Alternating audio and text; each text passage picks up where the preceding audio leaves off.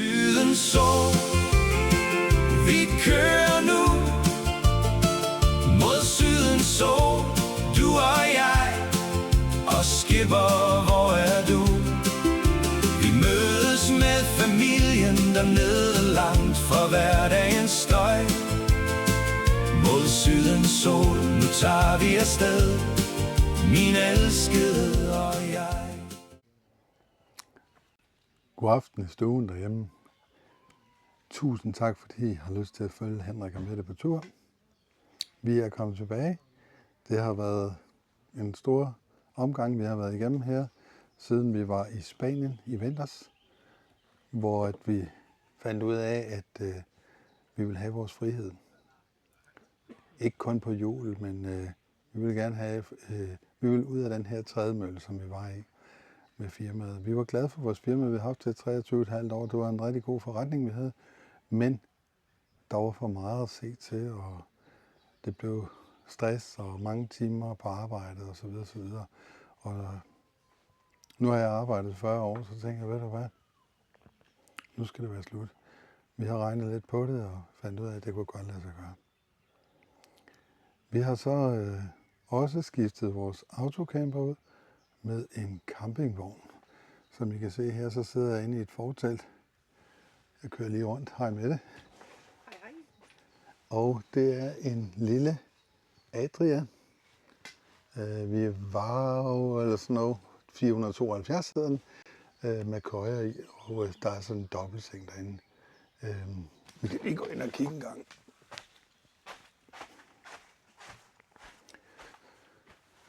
Så kommer man ind her.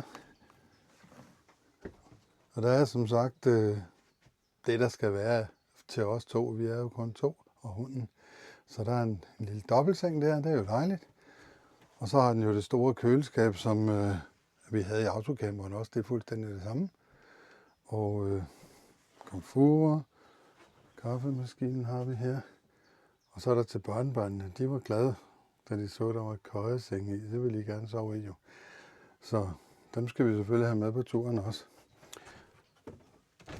Og så er der så toilet herinde, hvor med brusebund i, så man har mulighed for at bruge sig, men altså, vi bruger det ikke. Vi brugte det heller ikke i autocamperen. Det var meget sjældent, at vi gjorde det. Det var måske på en resteplads på vej ned igennem Tyskland. Men ellers så bruger vi altid toiletterne på campingpladserne og autocamperpladserne. Men nu bliver det jo campingpladser. Og da vi nu ikke arbejder mere, jamen, så tjener vi selvfølgelig heller ikke de samme penge mere. Og derfor har vi så valgt at skille os af med autocamperen, og så få sådan en campingvogn her i stedet for, fordi vi bliver jo lige så lykkelige af den grund. Og vi må også bare erkende, at da vi var nede i Spanien, så savnede vi virkelig en bil, så vi kunne komme ud og køre, fordi det er svært at få pladser nede i Spanien. Alt er optaget, man må ligge og køre og lede efter en næste campingplads, alt er optaget osv. Når man så endelig kommer ind på en plads, så har man ikke lyst til at flytte sig igen. Og der, når man så ligger derinde og har stillet sin autocamper op, så har man ikke lyst til at køre ud med den i byen og sådan noget, hvis man skal ud og se noget og handle og sådan noget. Så der snakkede vi om, at man savnede virkelig en bil. Så det, vores plan er, når vi tager ned til Spanien til vinter, det er, at vi måske ligger 3 uger, måske 3-4 forskellige steder. Og så derfra kan vi så køre ud og opleve noget mere, se noget mere, filme noget mere. Så det er planen. Og så er det jo også dejligt med forteltet. Når det er slået op nede i Spanien, der kan godt være lidt koldt dernede, men hvis man har et fortelt på, og solen skinner lidt, så der kan man sidde derude og hygge sig. Så det glæder vi os til, og vi er rigtig glade for, at vi nu har fået vores frihed. Vi har fået afviklet vores hvidevareforretning, som vi har haft 23,5 år. Det var en god forretning, vi havde, men frihed, det var mere værd for os end penge.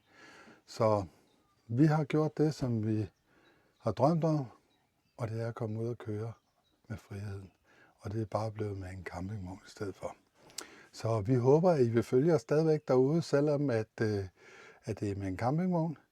Og jeg kan fortælle jer, at lige nu, der er vi på sådan en lille testtur hvor vi er nede på Maribo Søcamping, nede i Maribo, for at lige komme ned og prøve at stille teltet op og sådan noget. Jeg prøver lige at gå ud en gang her.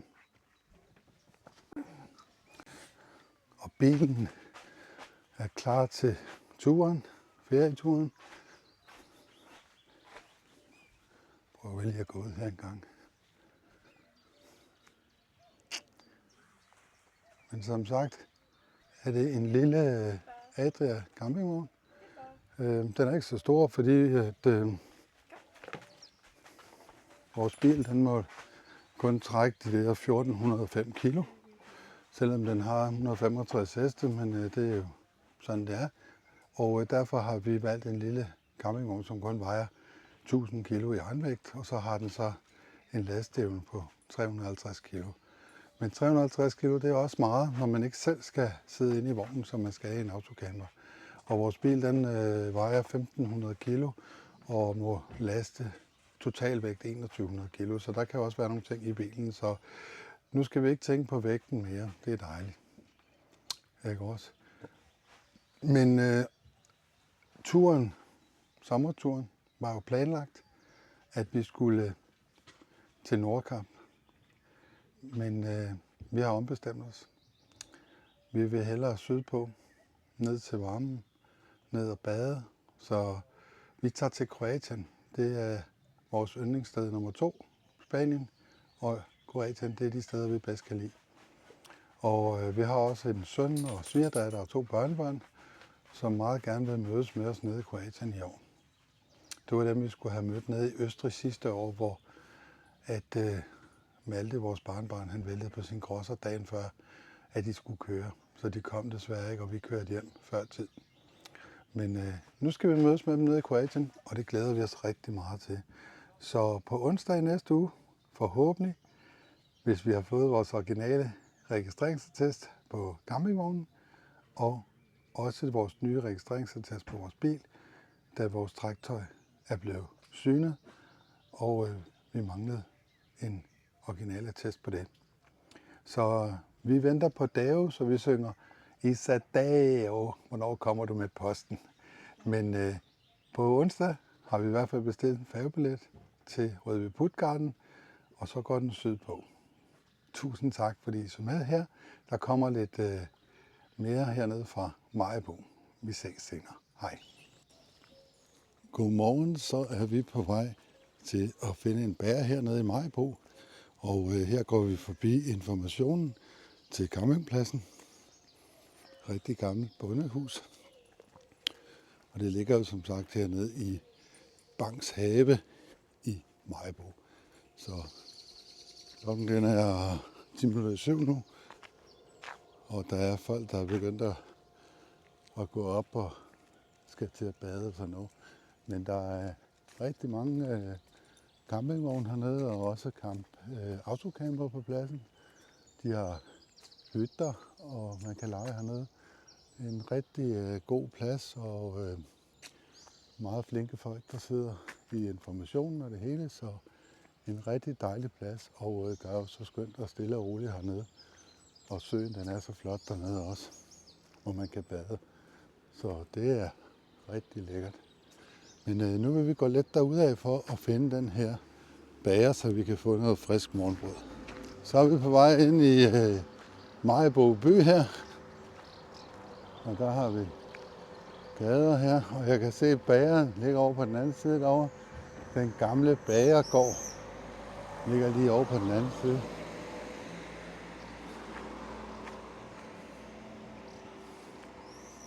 Ja, der ligger jo nok 3 bager, hvor jeg sådan lige kunne slå op på Google her i byen.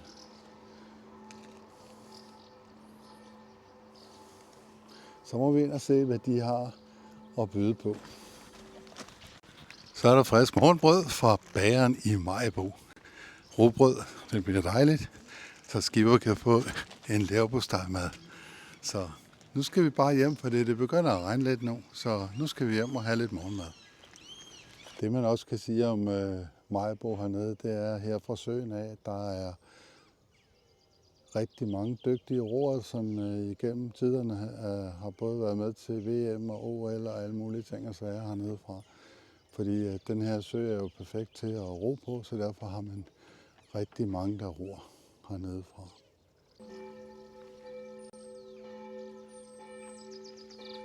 Jeg ved ikke, om I kan høre det, men klokken er 7 nu, og klokkerne ringer over på Domkirken. Jeg forestiller mig, at de ringer solen op nu.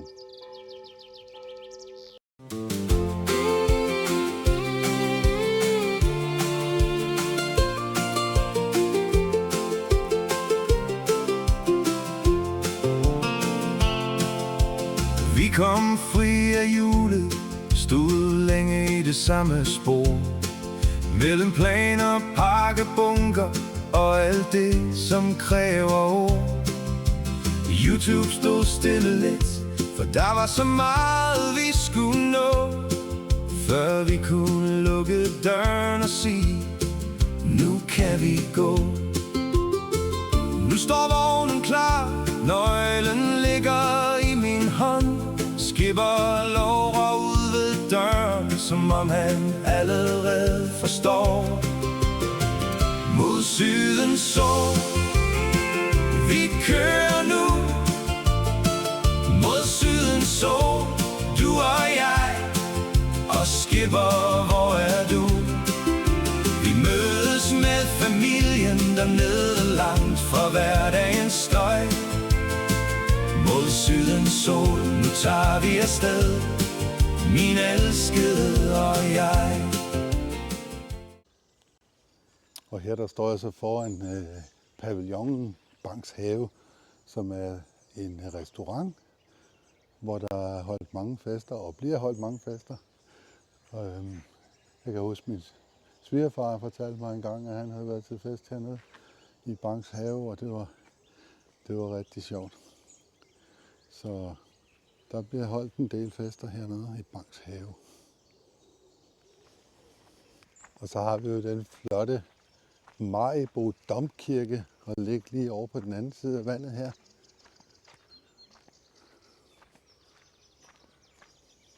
Prøv at se, hvor vandet det er stille og roligt hernede. Fuglene synger. Dejligt. Det jeg også kan sige omkring campingpladsen hernede lige nu, der er det måske uden for højsæsonen, det ved jeg ikke helt endnu, men man kan sige, at vi gav 590 kroner med strøm og det hele for 2 dage hernede på campingpladsen i Maribo, og det synes jeg, det er rigtig billigt for at ligge på en fin campingplads. Så det er, hvis ikke I har været hernede, så var det måske en god idé at prøve at køre hernede, for der er rigtig smukt dernede og dejligt. Syden så, vi kører nu. Mod syden så, du og jeg. Og skipper, hvor er du? Vi mødes med familien dernede, langt fra hverdagens støj. Mod sydens sol, nu tager vi afsted, min elskede og jeg. Campingvognen bag os, det føles helt rigtigt nu. Før autocamper drømmen, men det her er vores tur. Vi har ventet, vi har slidt og holdt fast i hver en lille plan. Nu skal sommeren åbne sig som en vej under varm himmelrand. Og vi smiler bare, for nu er det tid igen. Ikke flere halve dage, kun frihed lige foran os, min ven. Mod sydens sol, vi kører nu. Mod sydens sol, du og jeg. Og skipper, hvor er du? Vi mødes med familien dernede, langt fra hverdagens støj. Mod sydens sol, nu tager vi afsted, min elskede og jeg.